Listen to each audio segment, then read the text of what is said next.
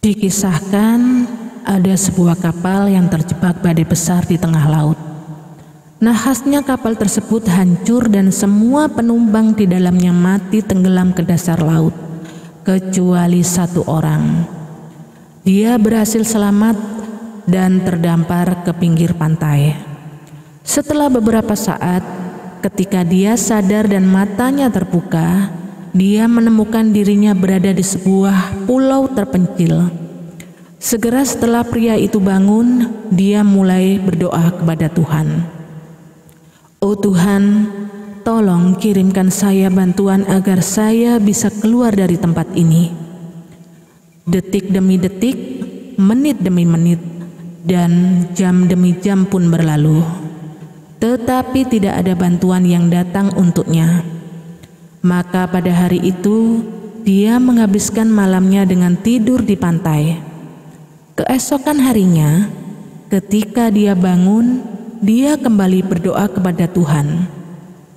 Tetapi tetap tidak ada pertolongan yang datang.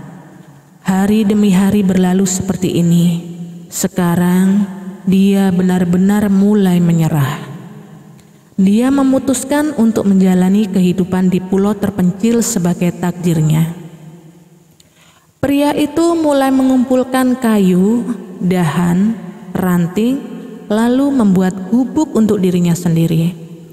Lalu dia mengumpulkan barang-barang dari puing kapal yang hancur dan menyimpannya di gubuk. Dia mulai bertahan hidup dengan makan kelapa dan ikan di pulau itu. Suatu hari dia menyalakan api dan pergi mencari makanan. Ketika dia kembali, dia melihat gubuknya terbakar. Dia sangat sedih karena gubuk itulah satu-satunya tempat berlindungnya. Di dalam kemarahannya, dia mengangkat kepalanya ke arah langit dan mulai mengeluh kepada Tuhan.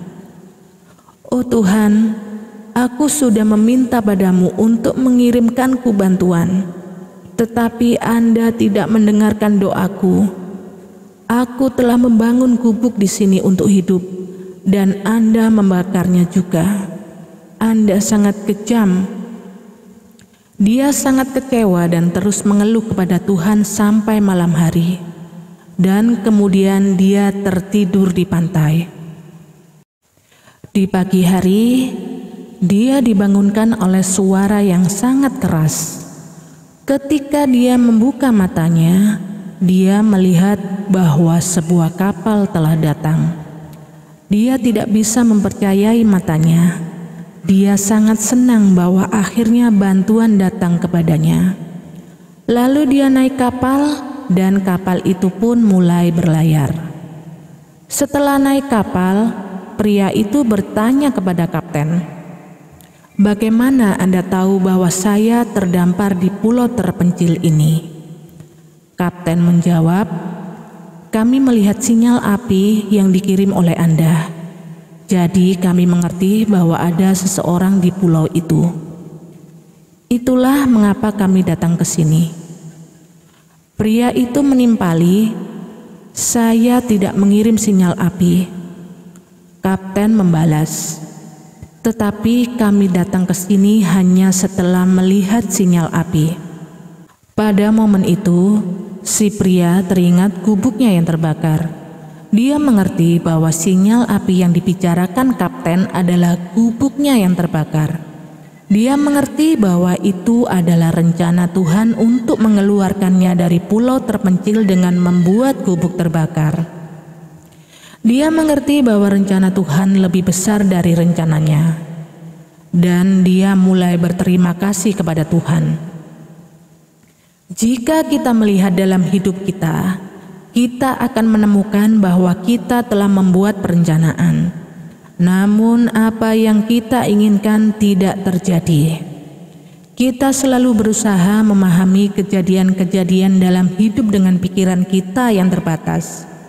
Ketika masalah menimpa kita, iman kita mulai goyah, kesabaran berubah menjadi putus asa, harapan mulai hilang, dan kita mulai mengeluh kepada Tuhan.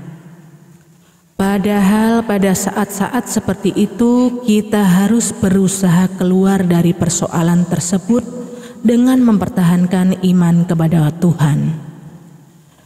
Di dunia dengan lebih dari 7 miliar orang, Tuhan memiliki tujuan dan rencana untuk setiap kehidupan kita. Kita harus terus melakukan upaya dengan tetap beriman kepada Yang Maha Kuasa, tanpa kehilangan semangat usaha kita, dan pertolongan Tuhan merupakan dua kombinasi yang dapat mengeluarkan kita dari setiap kesulitan. Oleh karena itu, setiap kali dalam hidup kamu merasa rencana gagal dan bertentangan dengan keinginanmu, selalu ingat bahwa Tuhan punya rencana lain untukmu, dan rencana Tuhan selalu lebih besar juga lebih baik daripada rencana kamu untuk diri kamu sendiri.